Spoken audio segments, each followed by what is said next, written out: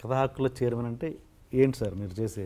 ఒక కథ మీరు కొన్నారు, ఏ అనే వ్యక్తి కొన్నాడు కథ, బి అనేవాడు దొంగలించాడు, లేకపోతే బి అనేవాడు ఏ అనేవాడి కంటే కూడా ముందు ఏ అనే వ్యక్తి ఒక సినిమా రైట్స్ కొన్నాడు, బి అనే వ్యక్తి అతను ఎప్పుడూ రిజిస్టర్ చేస్తున్నాడు.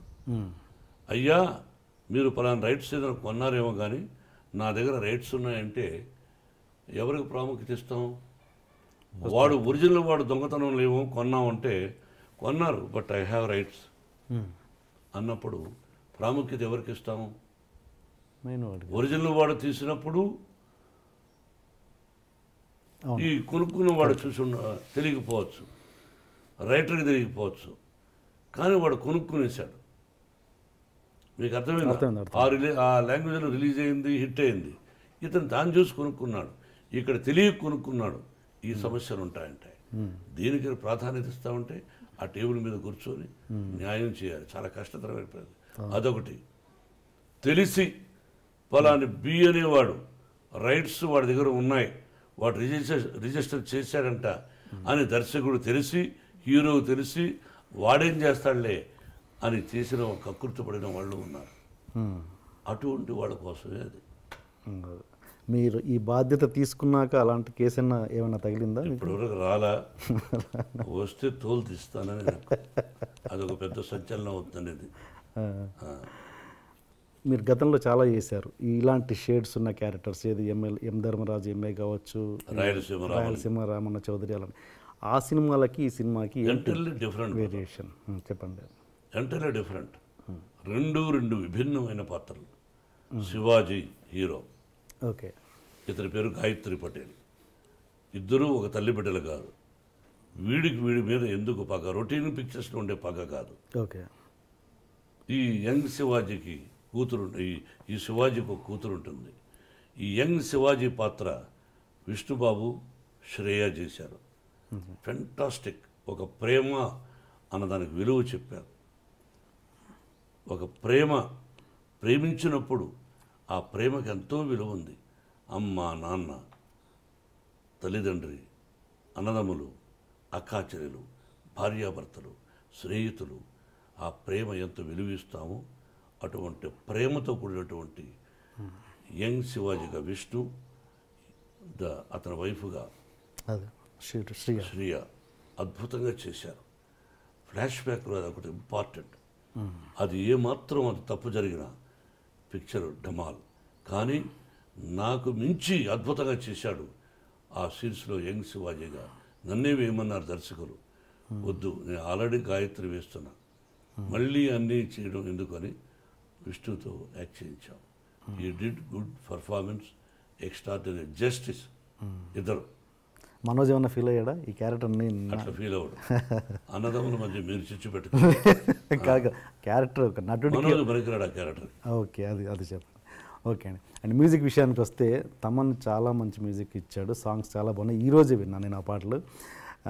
ఏంటి తమన్ గురించి చెప్పండి. బ్రదర్, నా దర్శకుడు చాలా గొప్పవాడు, ట్రబుల్ లేదు. రైటర్ రతనబాబు, ట్రబుల్ లేదు. డైరెక్టర్ ఆఫ్ ఫోటోగ్రాఫర్, ట్రబుల్ లేదు. అండ్ ఫైట్ డైరెక్టర్ లేదు. స్టంట్ డైరెక్టర్ రతనబాబు, అది స్టంట్ డైరెక్టరు కనల్ కన్ను, స్టంట్ డైరెక్టర్ కనల్ కన్నను ట్రబుల్ లేదు. ఎడిటర్ వర్మ ట్రబుల్ లేదు. పనిచేసినటువంటి స్టాఫ్ ట్రబుల్ లేదు.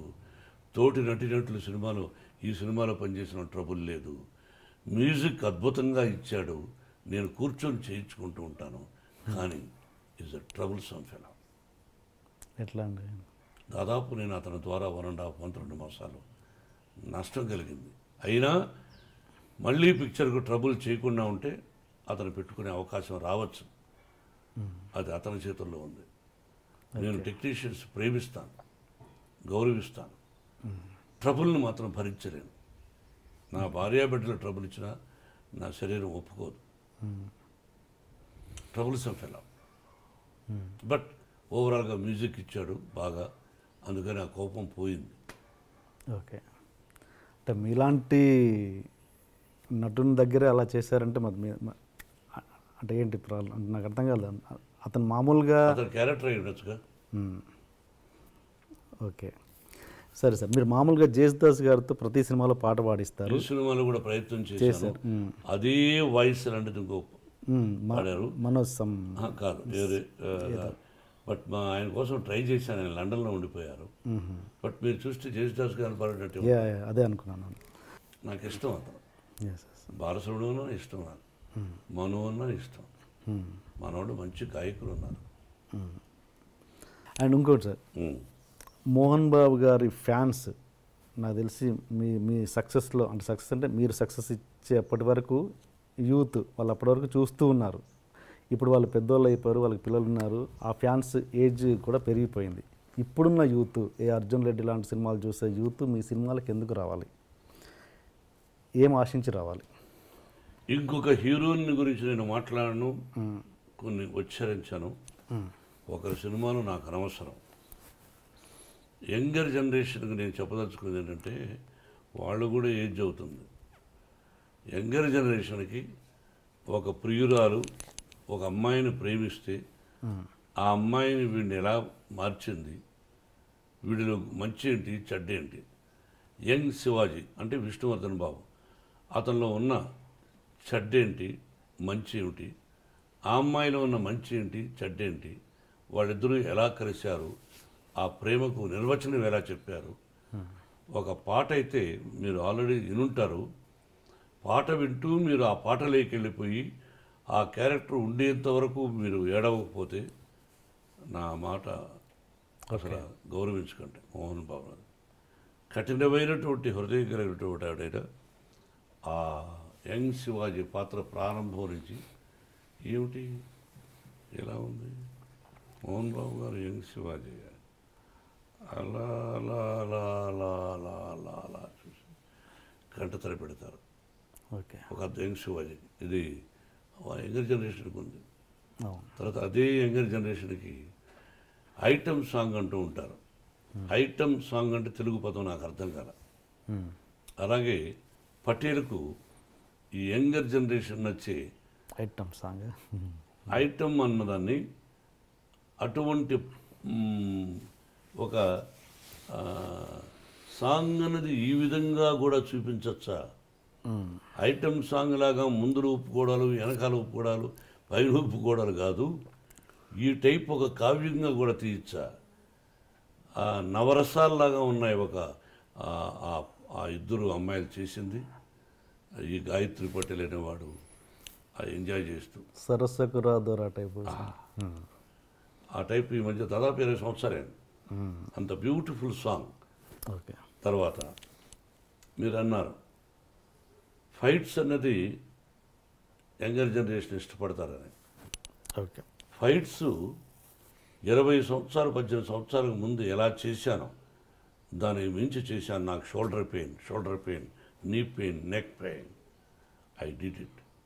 You see that tomorrow 9th. Okay. ఎవరండి ఫైట్ మాస్టర్? కల్నల్.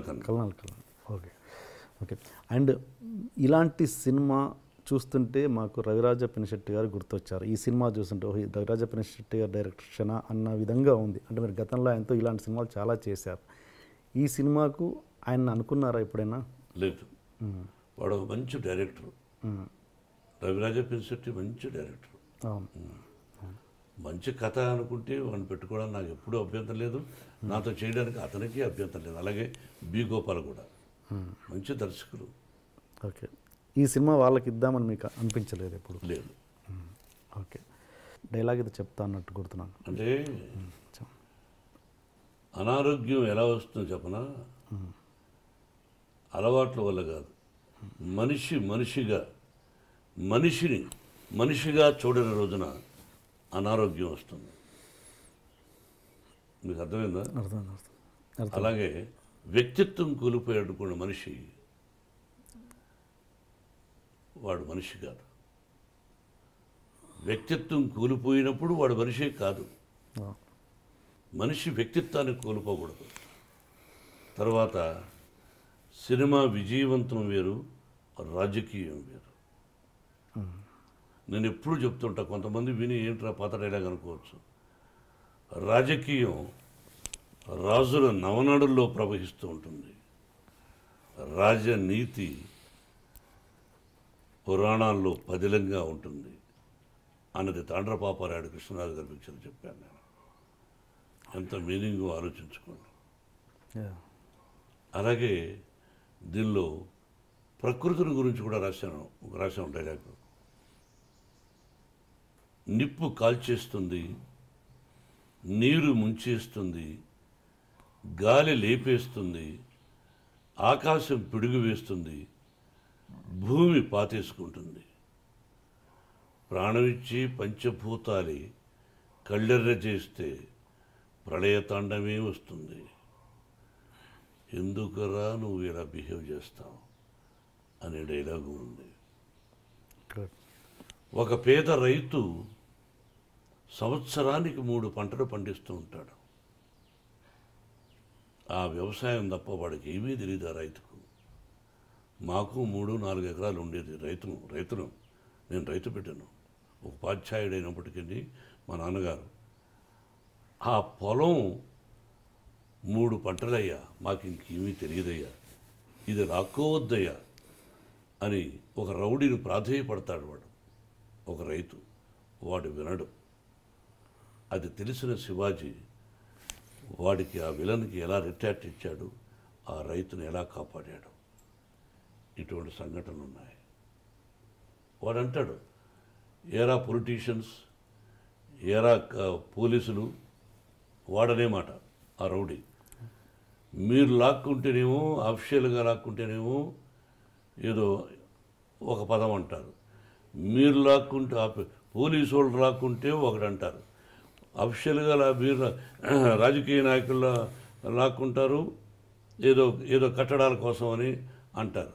మరి మేము లాక్కుంటే మాత్రం రౌడీజం అంటారు. ఇది ఎట్లా న్యాయం అని అడుగుతున్నాడు. లాజిక్గా పొలిటీషియన్స్ లాక్కుంటే ఏదో లాజిక్ చెప్తాడు. పొలిటీషియన్ పోలీసు వాళ్ళు లాక్కుంటే వాడొక లాజిక్ చెప్తాడు. వీళ్ళిద్దరిది మంచి అని చెప్తారు. కానీ రౌడీ అనేవాడు లాక్కుంటే ఏమంటారు చెప్పండి? రౌడీజం అంటారు. మరి ఎట్లా చెప్పండి? న్యాయం చెప్పానండి.